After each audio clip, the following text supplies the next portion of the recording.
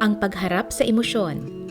Sa bawat pangyayari sa atin, mayroon tayong ginagawang pagtugon o pagkilos. Kadalasan, sa mga pagkilos na ito ay mayroon tayong mga nakasanayang gawin. May pangyayari, may pagkilos. Posible ba na mayroong nakaka-impluwensya sa loob natin sa ating mga pagkilos? Tignan natin ang ilang halimbawa.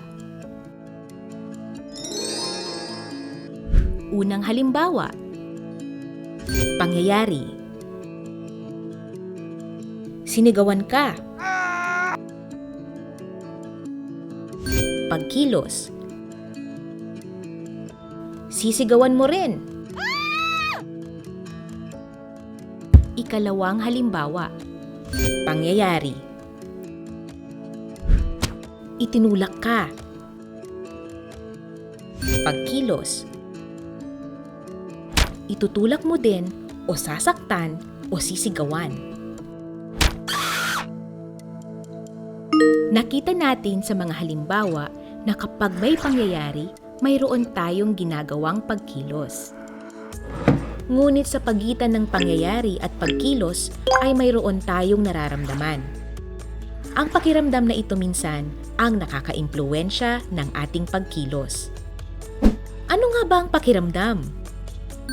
Ang pakiramdam ay binubuo ng emosyon at ang pakiramdam sa katawan. Ang emosyon ay maaaring tuwa, galit, alibadbad, takot, lungkot, pagkabigla, mangha, alala, kaba, nababagot, nababalisa, nahihiya, pagkabigo, kilig o inis. Ang pakiramdam naman sa katawan ay maaaring kalmado, mainit, malamig, relax, maluwag, manhid, nahihilo, masakit ang parte ng katawan, nanginginig, nahihirapan huminga, at nanlalambot. Ang emosyon at pakiramdam ay pawang natural na reaksyon ng bawat isa. Ang pakiramdam o emosyon at pakiramdam ng katawan ay malaking impluwensya rin kung anong gagawin nating pagkilos. Halika, tignan natin. Unang halimbawa, pangyayari. Sinigawan ka. Pakiramdam. Emosyon. Galit at pagkabigla. Pakiramdam ng katawan. Mainit na pakiramdam at nanginginig ang katawan. Pagkilos. Ang agad nating pagkilos ay sisigawan mo rin.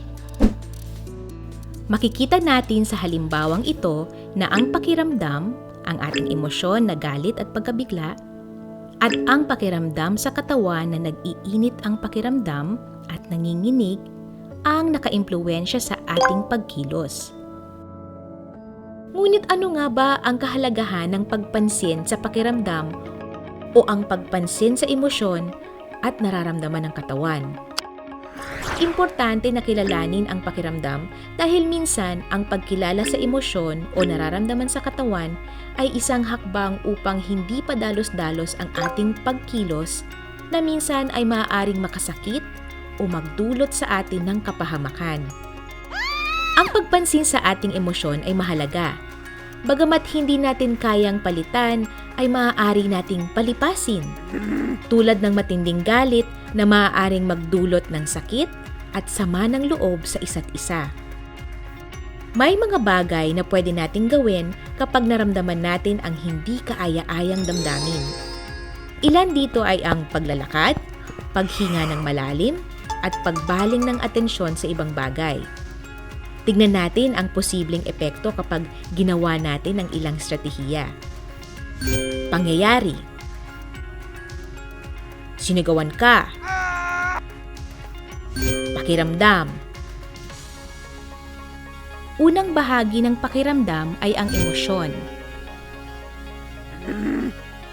Galit at pagkabigla. Kasama rin sa pakiramdam ay ang pakiramdam ng katawan. Mainit na pakiramdam at nanginginig ang katawan. Ginawa. Huminga ng malalim at tinignan na lang ang cellphone. Panibagong emosyon. Hindi na gaanong galit. Panibagong pakiramdam ng katawan. Gumaan ang pakiramdam. Panibagong pagkilos. Umalis na lang sa lugar. Makikita natin na hindi man nabago ang emosyon, ito ay nabawasan ng tindi at nakapagdulot ng panibago at mas kaaya-ayang pagkilos. Ikaw, anong ginagawa mo upang tugunan ang iyong di kaaya-ayang emosyon?